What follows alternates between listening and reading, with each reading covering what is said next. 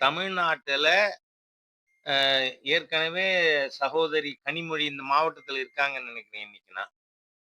அவங்க சொன்னத நான் திருப்பி சொல்றதுல தப்பு இல்ல.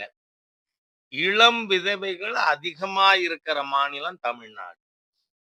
அப்படின்னா பெண்கள் தாலி அறுத்து அரசாங்கத்துக்கு எவ்வளவு பணம் வருது? 56,000 கோடி. இந்த 56,000 கோடி பீகாருக்கு கிடையாது. ஆனால் பீகார்ல சர்ப்ளஸ் பட்ஜெட் 8,000 கோடி. இங்க டிபிசிட் ரெவென்யூ டிபிசிட் 51,000 கோடி. அது மட்டுமல்ல,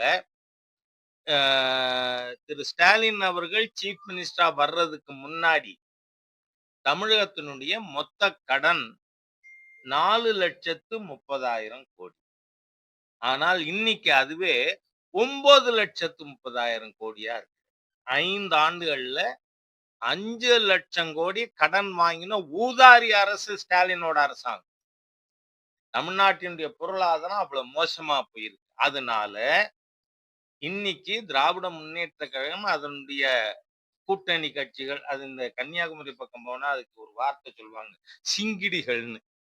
என்ன, அந்த சிங்கிடிகளை வச்சுக்கிட்டு தமிழ்நாட்டுல இந்துக்களுக்கு விரோதமாக செயல்பட்டால் சிறுபான்மை மக்கள் ஓட்டு போடுவாங்கங்கிற தவறான கண்ணோட்டம். பிஜேபி அப்படி நினைக்கிறது. டயா பூஸ்டர் சுகருடைய ரிமோட் கண்ட்ரோல் இனி உங்க கையில. அனைத்து மருந்து கடைகளிலும் கிடைக்கும்.